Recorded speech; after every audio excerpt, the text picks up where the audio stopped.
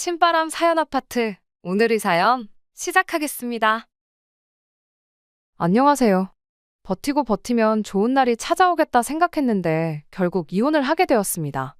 시어머니고 아주버님이고 남편이고 전부 다 문제긴 했지만 결과적으로는 제 잘못이 제일 크다는 생각이 드네요. 하지만 그게 이혼에 있어서 유책 배우자가 저라는 이야기는 절대 아닙니다. 결혼하기 전부터 시어머니가 엄청 유난스러운 사람이라는 건 진작에 알고 있었어요.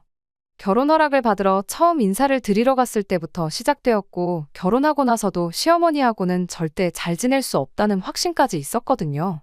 똥이 무서워서 피하는 게 아니라 더러워서 피한다는 말처럼 애초에 처음부터 시자질에 맞설 생각을 하는 게 아니라 결혼부터 다시 생각했어야 했는데 그러지 못했다는 게 정말 아쉬울 따름이네요. 저희 친정어머니께서 친할머니한테 엄청 당하면서 살아오셨어요. 저희 할머니가 소위들 말하는 시자 10월드의 전형적인 표본이라고 해도 과언이 아닐 만큼 유난스러운 분이셨거든요. 그 영향 때문인가 저는 다른 것보다 저희 어머니처럼 당하고만 살지는 말아야겠다는 생각을 평소부터 가지고 있었습니다. 무조건 당해주는 게 아니라 똑같이 맞서 싸운다면 시어머니도 분명 저를 어렵게 알고 더는 허튼 짓을 하지 않을 거라 생각했던 게 저의 불찰이었어요. 가장 좋은 방법은 맞서 싸우는 게 아니라 애초에 처음부터 결혼 자체를 안 했어야 했다는 걸 비로소 이혼을 하고 나서야 깨달았다는 게 정말 아쉬울 따름이네요. 남편이 어느 정도 중간 역할을 해주기만 한다면 좋았겠지만 그래주지 못했어요. 제 경험상 시어머니가 평범한 시어머니가 아니고 10월드 시자 시어머니라면 높은 확률로 남편이 중간 역할을 제대로 못해주는 것 같더라고요. 남편이 그랬듯이 저희 아버지도 어머니와 할머니 사이에서 중간 역할을 제대로 못해주셨죠. 결혼 전부터 보여준 남편의 미온적인 태도만 봐도 저희 아버지가 그랬던 것과 별반 다를 바 없는데 왜 그걸 놓치고 저 혼자 시어머니랑 기싸움에서 이기면 되는 거 아니겠나 생각했는지 참 후회가 되네요. 아무튼 처음 시댁에 인사를 드리러 갔을 때부터 시어머니가 보통 사람이 아니라는 건 대번에 알 수 있었습니다. 남편 위로 나이차가 5살이 나는 형이 한 명 있어요. 시어머니가 시자질을 시작하게 된 것도 따지고 보면 아주버님 때문에 그랬던 게 컸습니다. 시댁이 장남을 최고로 여기는 그런 집구석이었거든요. 둘째인 남편도 형인 아주버님한테 양보하는 게 당연하다고 생각하는 사람이었고요. 시어머니는 남편이 저러니 며느리인 저 또한 아주버님한테 당연하게 양보를 해야 한다고 생각을 했는가 봐요. 아무튼 처음 인사를 드리러 간 날부터 아주버님에 대한 시어머니의 사랑이 정말 대단하구나 싶었습니다. 제가 둘째 아들인 남편과 결혼 허락을 위해 찾아간 자리였는데도 불구하고 하루엔 종일 아주버님에 대한 이야기 말고는 꺼내질 않으셨거든요. 그나마도 남편에 대한 이야기는 전부 첫째인 아주버님과 남편을 비교하는 이야기를 할 때뿐이었어요. 공부를 해도 운동을 해도 그 어떤 걸 해도 남편은 장남인 아주버님 하던 것에 발끝도 따라가지 못했다는 이야기만 계속해서 꺼냈습니다. 첫째가 좋은 유전자를 다 가지고 태어나서 둘째가 아무 재주도 없었다. 뭐 그런 이야기를 하고 싶었던 것 같아요. 내가 지금 누구랑 결혼하겠다고 결혼 허락을 받으러 왔는지 싶을 정도로 듣고 있는 게 다 민망할 만큼 대화의 화제가 아주버님 이야기밖에 없었습니다. 심지어 상에 차려주셨던 음식 또한 아주버님 입맛을 고려해서 차려내신 거였지요. 남편이 좋아하는 음식은 하나도 없었습니다. 그날 자리에 아주버님은 같이 있을 필요도 없었는데 시어머니가 억지로 불러내서 자리 하나 차지해서 버티고 앉아 있었지요. 그 와중에도 어머님은 저희랑 이야기하는 건 뒷전이고 아주버님 밥 먹는데 팔이 안 닿을까봐 멀리 있는 반찬들 집어주면서 밥그릇 위에 올려주고 계셨죠. 이것도 먹어봐라, 저것도 먹어봐라. 거의 수발을 들고 있다고 해도 무방할 만큼 아주버님 챙기는데 여념이 없었습니다. 이미 정이 떨어질 만큼 떨어져서 이혼해버린 마당에 이런 이야기를 꺼내는 게 맞는가 싶지만 그래도 객관적으로 봤을 때 남편이 아주버님보다 못한 게 하나도 없었거든요. 직업이면 직업, 벌이면 벌이. 외모 또한 남편이 아주버님에 비해 떨어지는 게 하나도 없었어요. 왕년에야 아주버님이 남편보다 모든 걸 다 잘했다지만 과거에 사는 것도 아닌데 지금이 중요하지 옛날에 뭘 얼마나 잘했던 게 중요한 게 아니잖아요. 의미도 없는 비교질에 내가 여기 뭐하러 온 건가 싶고 그게 멈추지 않고 계속되니 내 남편 될 사람을 모질이처럼 말하고 있는 시어머니가 그렇게 꼴불견일 수가 없었습니다. 그래서 듣다 못해 제가 한마디를 했죠. 제가 볼 때도 아주버님이 어디 가서 그렇게 빠지는 사람이 아닌 것 같은데 왜 아직도 장가도 못 가고 독립도 못해서 어머님 밑에서 살고 있는지 모르겠다고요. 동생은 이렇게 결혼할 사람 데리고 와서 집에 인사도 시키고 그러는데 아주버님은 뭐가 문제라서 모자란 동생도 해내는 걸 못해가지고 이러고 계시는지 참 궁금하다고 엄청 빈정거리면서 한마디 했습니다. 아무리 눈치가 없는 사람일지라도 제가 무슨 의도로 저런 말을 했는지 대번에 그 이유를 알아차릴 만큼 노골적으로 빈정거렸다 보니 아주버님 표정만 봐도 기분이 많이 상했다는 걸 알 수 있었어요. 어머님은 아주버님 반찬 챙겨준다고 내 말을 못 들은 건지 아주버님 기분 살피느라 대답을 피하는 듯 보였는데 아주버님은 저 때문에 자리가 불편해졌는지 혼자서 깨작거리기만 하다가 배불러서 그만 먹어야겠다 말하더니 귀한 몸을 이끌고 혼자 방으로 들어가더라고요. 이제 당사자도 없으니 쓸데없이 아주버님 자랑은 그만 듣겠구나 싶었는데 그 와중에 시어머니가 아주버님 좋아하는 반찬들은 남겨놓아야 한다며 한참 저희 밥 먹고 있는데도 메인 반찬이라고 할 수 있는 것들부터 치워대기 바빴습니다. 막상 아주버님 먹인다는 음식들을 빼고 나니까 집에서 대충 밥 먹을 때 차려놓은 밥상 마냥 풀떼기에 마른 반찬밖에 남아있질 않았어요. 어차피 어머님 반찬 솜씨 평가하겠다고 갔던 자리가 아니고 음식도 제 입맛에는 그다지 맞지 않았으니 반찬 몇 개 치워버린 게 대수는 아니었습니다. 그렇게 식사가 끝났는데 아주버님이 자리에 없는데도 불구하고 시어머니는 장남자랑에 여념이 없었어요. 지금은 살이 조금 쪄서 그렇지 어릴 때는 연예인 누구랑 판박이었네 하면서 동네에 아주버님 좋다고 쫓아다니던 여자들이 한두 명이 아니었다고 하질 않나? 공부도 곧잘 했어서 선생님들한테 칭찬도 자자했다질 않나? 알고 싶지도 않았고 알 필요도 없는 이야기만 계속해서 늘어놓기 시작했어요. 관심도 없는 아주버님 이야기에 맞장구를 쳐주는 것부터가 고역이었죠. 그때 당시가 아무래도 제가 남편과는 가장 사이가 좋을 때였다 보니 더더욱이 남편은 눈길도 안 주고 아주버님만 우쭈쭈 해주고 있는 시어머니한테 그렇게 기분이 나쁠 수가 없었어요. 저희랑 전혀 상관없는 제3자가 들으면 제가 남편이랑 결혼하는 게 아니라 첫째랑 결혼하는 줄 알겠더라니까요. 그 덕에 시어머니에 대한 첫 인상도 최악이었고 제 기분 또한 그에 못지않게 나쁜 상태였습니다. 집에 돌아오는 길에 남편도 제가 심기가 불편했다는 걸 눈치챈 건지 별다른 말 없이 먼 산만 보면서 제 눈치만 살살 볼 뿐이었습니다. 그런데 또 눈치나 보고 있는 남편 꼴을 보니 그것도 부하가 치밀더군요. 차라리 뭐 시시껄렁한 농담이라도 한마디 하던가 해서 분위기 좀 바꿔줬으면 좋겠는데 그런 주변머리도 없나 싶었죠. 결국 저희 집 근처까지 도착하고 나서 제가 참다 못해서 먼저 말 한마디 꺼냈습니다. 이게 다 무슨 상황이냐고 어머님이 혹시 나를 당신이 아니라 당신 아주버님하고 결혼시키려고 저러시는 거냐고 대놓고 비꼬듯 물어봤어요. 남편이 그제서야 해명 아닌 해명을 하더라고요. 어머니가 원래도 형을 더 챙기는 분이신데 그게 별다른 이유가 있어서 그런 게 아니고 형이 아직 장가도 못 가고 하고 있는 사업 또한 자리도 제대로 못 잡은 상황이고 그래서 걱정돼서 그러시는 거라면서요. 사실 오늘 자리에 아주버님이 함께 있던 것도 우리 행복해 보이는 거 보고 형님도 하루빨리 짝을 찾았으면 좋겠어서 일부러 그렇게 했던 거였다고 하더라고요. 딱 보기엔 장남 편애하고 차별하는 것처럼 보일지라도 실상은 그런 분이 아니라면서 어머니를 감싸주는데 급급했습니다. 결혼하고 나서 몇 번 지내다 보면 자기 말이 틀린 게 아니라는 걸 알게 될 거라나요. 사실은 마음이 따뜻하신 분이라는 남편의 설명을 들었지만 안 좋은 생각이 도무지 떨쳐지지가 않았어요. 왜냐하면 친정어머니 시집살이로 한참 못 살게 구셨던 저희 할머니가 딱 장남을 최고로 여기는 그런 분이셨거든요. 저희 아버지도 집안에서 둘째 아들이셨는데 장남도 아닌 아버지가 할머니를 모시고 살게 된 데에는 할머니의 유별난 장남 사랑이 컸습니다. 장남이 불편해한다는 얼토당토하는 이유로 합가를 저희 집에 하셨던 거였어요. 그 과정에서 친정어머니랑 아버지께서 약간의 마찰이 있었어요. 집안 지원은 장남이 홀랑 받아갔는데 시어머니 모시는 것도 장남이 해야 되는 거 아니냐던 어머니와 그래도 어머니 뜻이 그런데 어떻게 싫다고 하느냐고 억지로 할머니를 모셔온 저희 아버지가 입장 차이가 있었다는 걸 할머니가 알게 되셨던 거죠.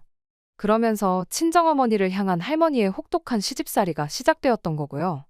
그런데 지금 딱 꼴을 보아하니 암만 할머니 세대랑 시어머니 세대가 다르다고 한들 똑같은 일이 저한테 일어나지 않으리란 법이 없겠다 싶었습니다.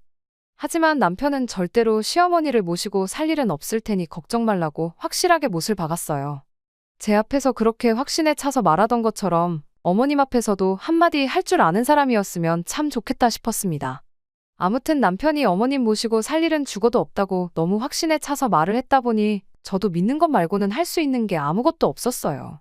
시대가 바뀐 만큼 저희 할머니가 친정어머니한테 하셨던 만큼은 아니겠거니 싶었고 시댁과는 그냥 1년의 명절이나 생신 같은 굵직굵직한 날에만 그렇게 딱 1년에 4~5번 정도만 얼굴 보고 지내면 별 문제 없을 거라고 너무 쉽게 생각했습니다.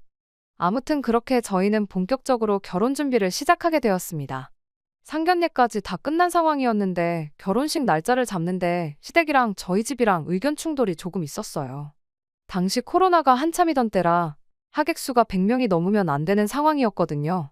저희 집은 50명이든 100명이든 뭐가 문제냐고, 언제 끝날지도 모르는 상황이고 앞으로 몇 년이나 이렇게 살아야 할지도 모르는데 하루라도 빨리 식을 올리는 게 맞다는 의견이었고, 시댁에서는 그렇게 하면 결혼 비용 본전도 못 찾는다고, 못해도 양가 합쳐서 500명 정도 부를 수 있을 때까지 기다려야 한다는 의견이었습니다.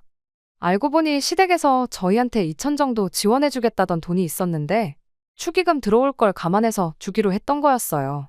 시댁이 아들 장가가는데 돈 한 푼 못 보태줄 만큼 상황이 어려웠던 게 아니었는데 그 돈은 물어보나 마나 언제 결혼할지도 모를 아주버님을 위해 쓸 수가 없는 돈이었고 그나마 축의금 들어온 거라도 저희한테 줄 테니 감지덕지 하라는 소리였던 겁니다. 그래서 그냥 그 돈 안 받겠다 하고 결혼식 먼저 올리기로 했습니다. 막상 그렇게 식을 올리니 결혼식에 참석을 안 했어도 계좌이체로 들어온 축의금이 상당했어요. 저희 집에 제 지인들부터 시작해 부모님 지인들까지 들어온 게 합쳐서 3천이 넘었는데 시댁에도 비슷하게 들어왔었을 거라 생각됩니다. 애초에 하객 500명을 부를 수 있을 때까지 기다리자던 게 있으니 그 이상이 될 수도 있었겠지요. 남편이 다른 건 몰라도 자기 지인들이나 회사 동료들한테 들어온 축의금은 받아갈 수 있겠냐고 물어봤는데 대차게 거절당했어요.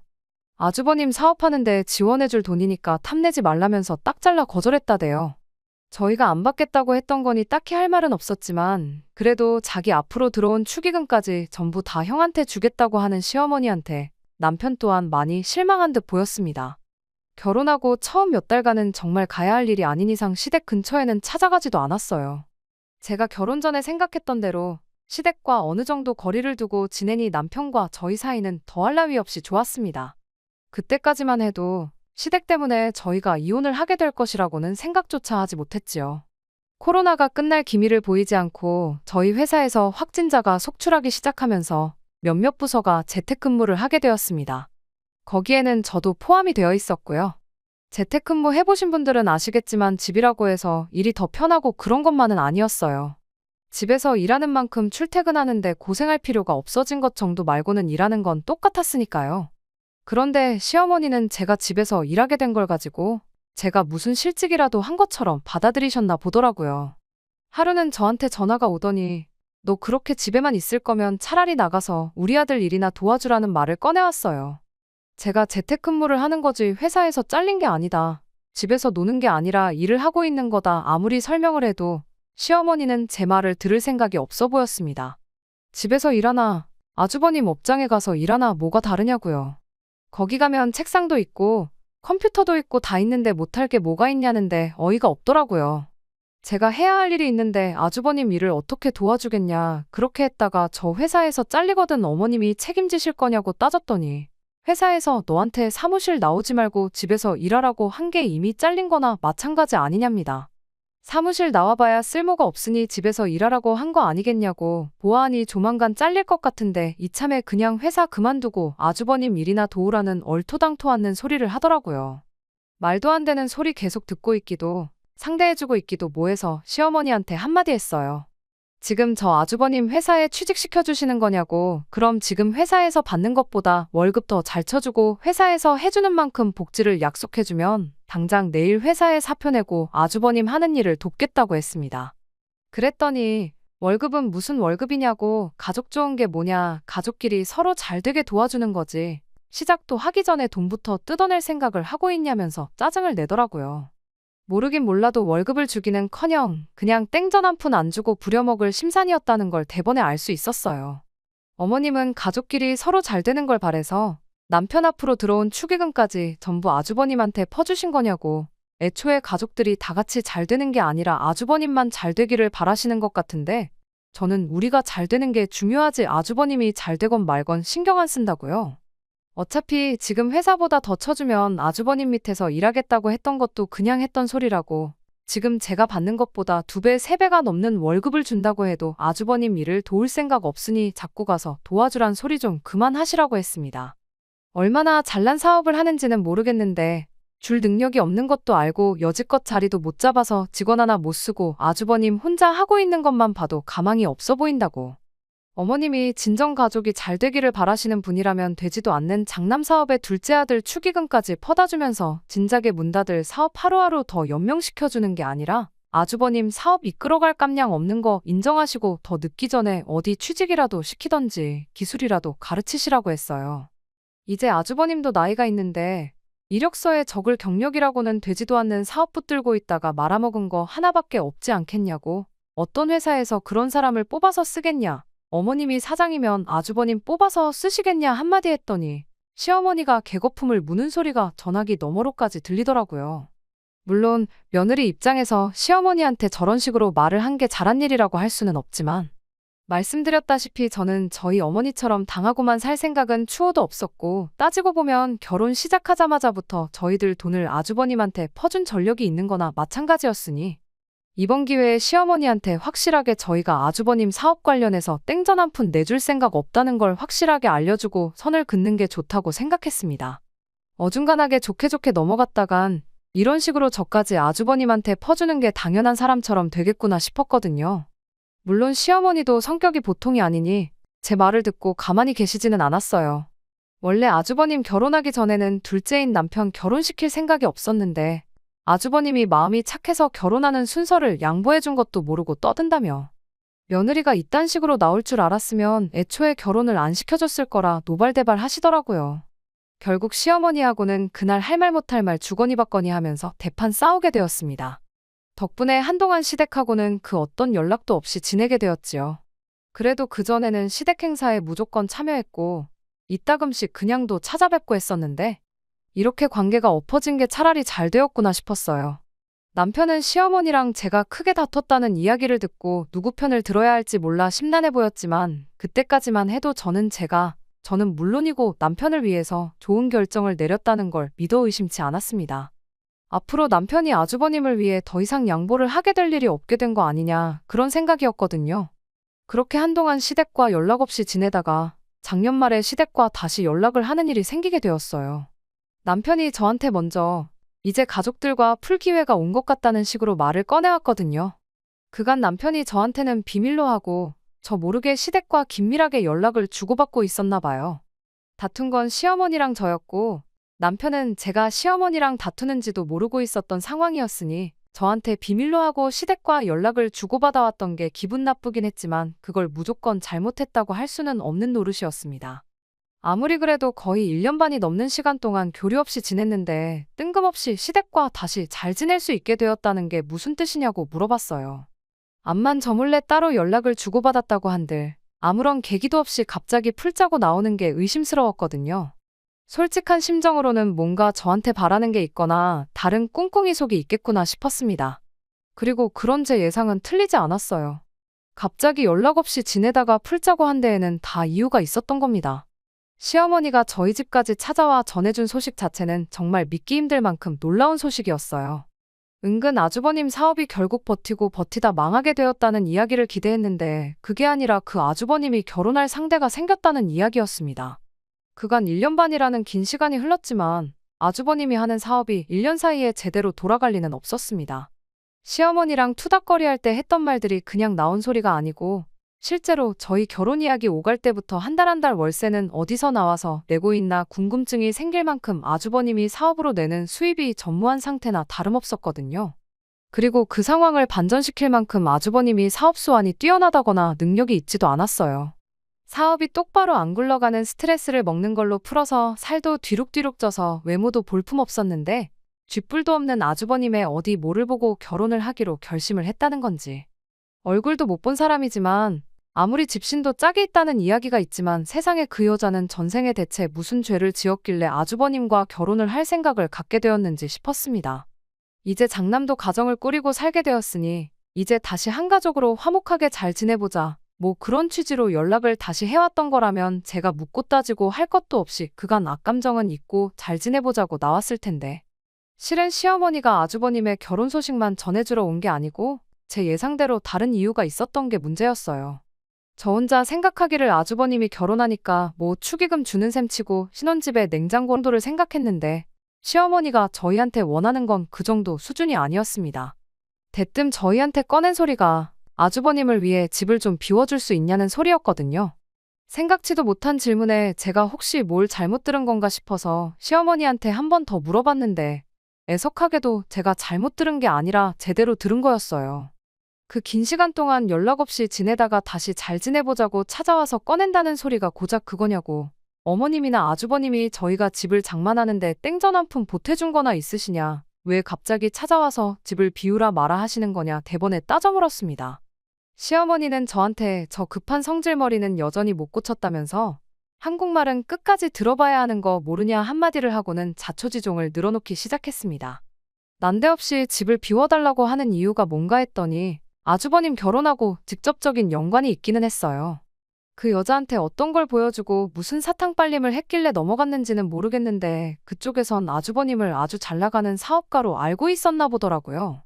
아주버님이 말주변도 딱히 없는 사람이라 조금만 이야기 나눠봐도 미천이 다 드러날 텐데 당장 인터넷에 아주버님 회사 이름만 검색해봐도 별 볼 일 없는 회사라는 거 대번에 알 텐데 얼마나 순진한 사람이길래 그걸 곧이곧대로 다 믿어줬나 싶었습니다. 아무튼 아주버님이 잘 나가는 사업가인데 막상 엄마 집에 얹혀 산다고 하기가 조금 그랬나 봐요. 그래서 아주버님 명의로 집이 있기는 한데 동생네, 그러니까 저희가 결혼을 자기보다 먼저 하게 되면서 동생을 위해 그 집에 저희들을 살게 도와줬다고 했다는 겁니다. 아주버님이 훗날 결혼하거든 저희는 집을 비워주기로 이야기가 다 되어 있는 상태라고요. 그러니까 일단 나중에라도 그 여자랑 저희가 만나게 된다면 우리가 아주버님 명의 집에 얹혀 살면서 신세 지고 있다는 식으로 입을 맞춰주고 둘이 결혼식을 올리게 되면 한동안 두 사람이 지낼 수 있게 저희 집을 비워달라는 소리였어요. 저희가 장만해놓은 가정가구 같은 살림살이들도 다 아주버님 돈으로 산 거고 그 여자한테는 다 준비되어 있으니 몸만 오면 된다는 식으로 말을 했다고 하는 거예요. 얼굴 한번 못 본 그 여자도 문제지만 아주버님이 저희 집을 자기 집이라고 하면서 저희가 피땀 흘려 모은 돈으로 장만한 살림살이들 쓰고 있는 생각을 하니 온몸에 소름이 다 돋더라고요. 어디 그게 가정가구 뿐이겠나요? 당장 내 침대에서 누군지도 모르는 사람이랑 그렇게 싫어하는 아주버님이 누워 잔다는 생각만 해도 구역질이 날 정도였어요. 얼토당토하는 자초지종을 설명하고 있는 시어머니한테 더 들을 것도 없으니 그만 말하셔도 된다고 집을 비워줄 생각은 추호도 없으니 그렇게 아시라고 딱 잘라 거절을 했습니다. 집을 비워줄 거면 어머님 댁을 비워주시면 되는 거 아니냐고 보아하니 저희랑 다시 잘 지내고 싶어서 연락한 게 아니신 것 같은데 억지로 저희들 비윗장 맞춰가면서 집을 비워달라 하실 필요나 있냐고 되물었죠. 시어머니는 말 끊지 말고 끝까지 들으라면서 당신 집을 비우면 안 되는 이유랍시고 또 얼토당토하는 소리를 꺼내기 시작했어요. 시댁을 비워주자니 시부모님이 갈 곳이 없다는 게 가장 큰 이유였습니다. 같이 한 집에 살고 있는 그림을 보여주자니 그 여자가 장남이라 부모를 모시고 사는구나 부담을 가질 것만 같고 반대로 아주버님한테 집을 넘겨주고 나가서 살자니 시댁에 남은 돈으로 멀끔할 집을 구할 여력이 안 된다는 게 두 번째 이유였습니다. 저희 결혼할 때만 해도 시댁이 형편이 어려운 게 아니었는데 그동안 모아뒀던 노후자금 전부 아주버님 사업에 처발라주느라고 노후자금이 바닥을 보이기 시작했나 보더라고요. 그 돈으로 집을 구해봐야 허름한 반지 하나 단칸방 정도밖에 못 구할 것 같은데 그러면 또 잘 나가는 사업가라고 말한 거랑 모순이 되지 않겠냐고. 그리고 시부모가 가난한 걸 알게 되면 결혼 후에 언젠간 모시고 살게 되지는 않을까 하는 부담감이 생기지 않겠냐는 겁니다. 거기에 저희가 결혼한 지 몇 년이나 지난 것도 아니고 가정가구도 그나마 최신 가정가구들을 쓰고 있는데 억지로 시댁을 아주버님 집으로 꾸며준다고 한들 도배장판하고 가정가구 바꿔가며 새로 꾸미는 것보다 비용적인 측면에서 훨씬 경제적이지 않겠냐는 거예요. 그 말을 듣고 있자니 저도 모르게 온몸에 소름이 쫙 돋았어요. 어디서 많이 들은 레파토리였는데 곰곰이 생각해보니 저희 할머니가 장남 눈치 보인다고 둘째인 저희 아버지한테 당신 좀 모시고 살라고 했던 거랑 거의 똑같은 상황이구나 싶었습니다. 이대로 저희 집을 안 내주면 어떻게든 시댁을 아주버님 집으로 꾸며주고 허름한 단칸방을 구하는 게 아니라 아예 우리 집에 짐 싸들고 찾아올 수도 있겠구나 그 생각을 하니까 온몸에 소름이 다 돋았어요. 시어머니 꼴을 보아하니 제 입에서 아주버님을 위해 내 집을 양보해주겠다는 말이 나오기 전까지는 돌아갈 생각이 없어 보여서 시어머니한테 단호하게 절대로 그럴 일은 없을 테니 꿈 깨시라고 한마디 했어요. 그런 말도 안 되는 사기 결혼에 가담할 생각은 추호도 없다고요.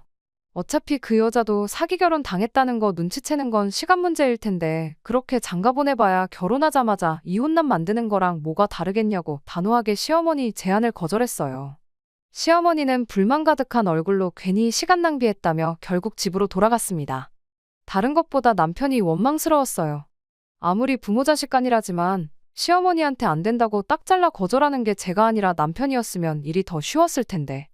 남편이 시댁과 다시 잘 지낼 기회라고 말을 꺼낸 걸 보면 이 상황을 알고 시어머니한테 어떻게든 저를 설득해보라고 말을 했다는 소리잖아요. 그저 어머님 말이라면, 아주버님 관련된 일이라면 어떻게 해야 할지 똥오줌 분간도 못하고 꿔다 놓은 보릿자루 마냥 아무 말도 못하고 가만히 있고 결국 싫은 소리 하는 것도 안 된다고 거절하는 것도 제가 했어야 했잖아요. 그래서 시어머니가 집에서 나가자마자 남편한테 한마디 했어요. 당신이 똑바로 중심 좀 잡아주면 안 되겠냐고요. 맨날 이게 뭐냐고, 모르긴 몰라도 평생 부모 말에 거역 한 번 안 하고 형한테 양보해주던 착한 둘째 아들이 여자 하나 잘못 만나서 돌변했다고 생각하실 거 아니겠냐고. 나만 중간에서 멀쩡히 잘 지내는 가족들 사이 갈라놓는 악녀가 되는 거 싫다고, 그렇다고 아주버님한테 집까지 내줘가며 전 재산 쪽쪽 빨아먹히는 거 그냥 두고 보는 건 더 싫다고. 당신 이제 결혼했으면 이 집의 가장이지 더 이상 형한테 다 양보하고 빼앗기는 호구가 아니지 않냐. 그러니 착한 둘째 아들이 아니라 우리 집 가장 역할 좀 제대로 해달라고 한마디 했어요. 그리고 시어머니 성격에 이야기 마무리 짓지 않고 그냥 돌아간 걸 보니까 내 생각엔 빠른 시일 내로 아주버님한테 시댁 넘겨주고 우리 집으로 짐 싸들고 찾아오실 것 같다고 제 생각을 말해줬습니다. 그때 어머님 찾아온 거 거절 못하고 모시고 살게 되기라도 한다면 그땐 나는 당신하고 더 이상 부부로 지낼 수 없을 것 같으니 혼자 시부모님 모시면서 남은 평생 형한테 있는 족족 빨아먹히고 퍼주고 그렇게 살고 싶거든 한번 해보라고 했어요. 남편도 결혼 전에 자기가 약속하지 않았냐고 시부모님 모시고 살 일은 절대 없을 테니 그건 걱정하지 말라고 한마디 하더라고요. 그때는 남편 말을 믿는 것 말고는 달리 방법이 없었습니다. 아니나 다를까 한 2달 정도 지나고 시부모님이 저희 집에 여행 가방 끌고 찾아왔어요. 일이 이렇게 되었으니 당분간 집이 구해질 때까지 신세 좀 지자고 하시는데 무슨 의도로 찾아왔는지는 안 봐도 뻔했습니다. 솔직히 남편이 그렇게 약속을 했다고 한들 막상 일이 닥치면 제대로 말이나 꺼낼 수 있을지 심히 걱정이 되었거든요. 특히 어머니 앞에서 아쉬운 소리 못하고 그냥 모시고 살면 안 되냐고 묻지는 않을까 너무 걱정이었는데 의외로 남편이 이것 말이 다르지 않냐고 단호하게 말을 꺼내더라고요. 여기까지 오시느라 힘드셨을 텐데 하루만 머물고 가시라는 말도 마음이 약해질까봐 못하겠다고 지금 당장 택시 잡아드릴 테니 짐 들고 다시 집으로 돌아가시라고요. 시어머니가 내가 널 어떻게 키웠는데 이렇게 내 뒤통수를 칠 수가 있냐 노발대발하시면서 며느리 하나 잘못 받아 집안꼴이 이게 뭐냐. 너는 마누라 때문에 부모를 길바닥으로 내몰 셈이냐. 이 결혼을 허락해준 내 잘못이다 가슴을 내리치며 대성통곡을 하더군요. 한바탕 난리통을 치른 끝에 시부모님은 결국 저희 집에 들어오지도 못하고 다시 집으로 돌아가야 했어요. 시부모님이 그렇게 돌아가시니 남편도 그 상황이 답답했는지 현관문 쪽을 멍하니 바라만 보면서 눈물까지 흘리더라고요. 누구라도 부모님하고 그렇게 싸우면 억울해서라도 눈물이 났을 거라 생각했고 단호하게 저와의 약속을 지켜준 남편에게 미안하고 고마운 느낌이 동시에 들었습니다. 시부모님이 정말 노숙을 하기로 한 건지 그 길로 다시 집으로 돌아갔는지 알 길이 없었어요. 어머님 성격상 아주버님을 위해서라면 정말 길바닥 신세를 감내하실 수도 있겠구나 싶었거든요. 남편이 그날 저녁에 아주버님한테 몰래 전화를 해보니 아주버님이 네가 어떻게 그럴 수 있냐고 불같이 화를 냈는데 자초지종을 알고 있는 꼴을 보아하니 시부모님이 그냥 집으로 돌아오신 것 같아 보여서 일단 안심을 했습니다. 아무튼 이번엔 남편까지 나서서 시부모님 문전박대하고 저녁엔 아주버님하고 전화로 한바탕 했다 보니 이제는 정말 시댁과 완전히 연을 끊고 지내게 되었어요. 남편이 그 뒤로 시댁에 몇 번 연락을 해봤지만 시부모님도 아주버님도 대놓고 남편의 연락을 피했고 그렇게 저희는 시댁하고 완전히 연을 끊고 지내게 되었습니다. 그렇게 거의 반년을 더 시댁과 연락 없이 지내고 있었는데 얼마 전 일로 결국 저는 남편과 이혼을 결심하게 되었네요. 얼마 전 남편이 난데없이 저한테 이제 시댁하고 다시 사이좋게 지내면 안 되겠냐고 말을 꺼내왔어요. 그런데 그 말이 그렇게 서운하게 들릴 수가 없더라고요. 남편 또한 시댁하고 등지고 살게 된 게 마치 저 때문이라고 생각하는 것처럼 보였거든요. 처음부터 당신이 중간 역할 잘해줬으면 생기지도 않았을 일 아니겠냐고요. 아무튼 아주버님한테 우리 집을 내줄 생각은 추호도 없고 시어머니 집을 아주버님한테 넘겨주고 두 분을 우리 집에 모실 생각 또한 눈꼽만치도 없다고. 그리고 나는 여태껏 그래왔던 것처럼 살가운 며느리 노릇은 못하겠으니 나까지 다시 잘 지내게 할 생각은 하지 말라고 했습니다. 그리고 저 것만 지켜준다면 당신이 다시 시부모님과 가깝게 지내든 말든 상관 안 할 테니 알아서 하라고 했어요. 남편은 적당히 듣고 싶은 대답을 들은 건지 알겠다고 대답을 했습니다. 그리고 며칠 동안 저한테 몇 번이고 다시 확인을 받으려는 듯 똑같은 질문을 계속해서 물어왔어요. 정말 우리 집 형님한테 양보 안 하고 어머니 아버지 모시고 살지만 않으면 되는 거냐고요. 저도 반쯤 포기한 상태라 남편이 왜 그런 식으로 재차 확인을 하는지에 대해서는 아무 의심을 하지 않고 그러라고 하지 않았느냐고 대답하고 말았거든요. 그런데 남편이 정말 생각지도 못한 깜짝 선물을 들고 왔네요. 일 끝나고 집에 왔더니 문 앞에 커다란 가방이 2개가 놓여 있었어요. 이 인간이 시어머니 모실 생각 없다고 했던 말을 귓등으로 들었나 싶어서 집에 들어갔더니 시부모님이 아니라 아주버님이 와 있더군요. 도무지 감이 잡히질 않아서 남편한테 이게 무슨 상황이냐 따졌더니 글쎄 한다는 말이 아주버님을 우리 집에 같이 살게 하기로 했다는 겁니다. 그러면서 이러면 시어머니 모시고 사는 것도 아니고 시어머니 집을 아주버님한테 물려주는 것도 아니니 아무런 문제가 없지 않냐면서 저보고 뱉은 말을 지키라더라고요. 무슨 상황인가 했더니 결국 미천이 다 드러나서 아주버님 결혼이 파토가 났답니다. 아주버님이 그 여자한테 얼마나 진심이었는지 그 뒤부터 매일같이 술을 달고 살았다네요. 나중에 가선 아주버님 사업에 묶여있는 돈까지 꺼내가면서 술을 마셨대요. 술을 마실 거면 그냥 집에서 막걸리나 한 병씩 마시면 되는 거지. 꼴에 그 여자 한번 잊어보겠다고 아가씨들 오는 술집을 쏘다니면서 빚까지 내가며 술을 마셨답니다. 결국 아주버님 사업은 망하게 되었고 자포자기한 아주버님이 시부모님 얼마 남지 않은 노후 자금까지 건드려가며 매일같이 술독에 빠져서 살았다네요.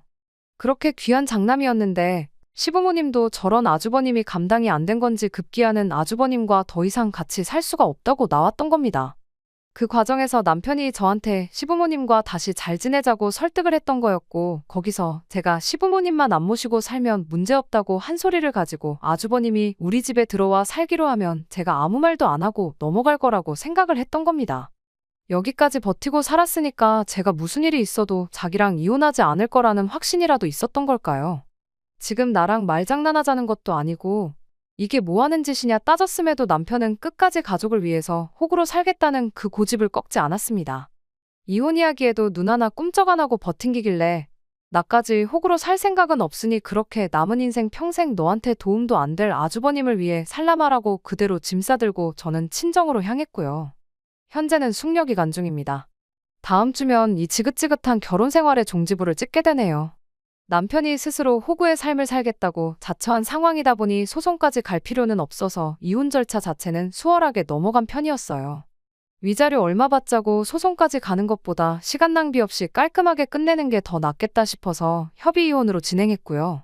저희 어머니가 할머니한테 당하고 살았던 것처럼만 살지 않으면 된다고 생각했는데 저희 어머니 세대에서나 겪을 일을 설마 제가 겪겠거니 너무 쉽게 생각한 제 잘못이니 최대한 그 누구도 원망하지 않으려고 하고 있어요. 안녕하세요. 시어머니와 아주버님 일로 이혼하게 된 사연을 보냈던 쓰니입니다.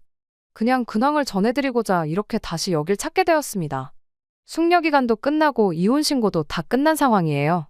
더 이상 그 집구석 사람들하고 마주칠 일이 없겠거니 싶었는데 얼마 전 남편을 만나고 왔습니다. 이혼 과정에 제 짐을 다 챙겨 나왔는데 남편하고 같이 쓰던 컴퓨터에 제 개인적인 자료들이 남아있다는 걸 깨달았거든요. 그거 그냥 두고 있기도 그렇고 이메일 같은 거 자동 로그인 걸어놓은 것도 있어서 억지로 다녀왔습니다. 그렇게 깔끔하게 유지하려고 노력한 집이었는데 아주버님 들어와서 남자들이 살기 시작하니 아주 개판이 나 있더라고요. 식탁 위에 바퀴벌레 돌아다니는 거 보고 깜짝 놀랐어요. 이혼하고 전보다 잘 지내면 어떡하나 걱정했는데 제 기우에 불과했네요. 아무튼 단 1분 1초도 있기 싫어서 최대한 빨리 볼일 끝내고 후다닥 집을 나왔는데 됐다는데도 기어이 남편이 배웅해주겠다고 따라 나오더라고요. 그러더니 옛날 이야기를 꺼내질 않나 좋았던 시절 이야기를 자꾸만 언급을 하더라고요. 한 귀로 듣고 한 귀로 흘려주고 있는데 아니나 다를까 아주버님 어머니 집으로 돌려보낼 테니 다시 잘해보면 어떻겠냐는 말을 꺼내왔어요. 집꼬라지 개판나고 매일같이 집에서 술만 처먹는 아주버님 감당도 안 되고 시부모님 노후 자금까지 털려서 부모님 노후까지 책임지게 생겼으니 아주 돌아버릴 지경인가 보더라고요. 남편한테 내가 미쳤냐고 평생 호구로 사는 거 네가 선택한 네 인생이니까 혼자 감당하라고 나를 거기에 끌어들일 생각은 꿈도 꾸지 말라고 한마디 해줬네요. 저도 이혼하고 나서 썩 잘 지내는 편은 아니지만 남편 인생은 그냥 바닥으로 곤두박질 쳤다고 봐도 무방할 지경이니 그냥 그걸 보고 좋은 결정 내렸구나. 후회 없는 결정이었다 위안 삼으려고 합니다. 끝까지 들어주셔서 감사합니다. 오늘의 사연은 여기까지입니다.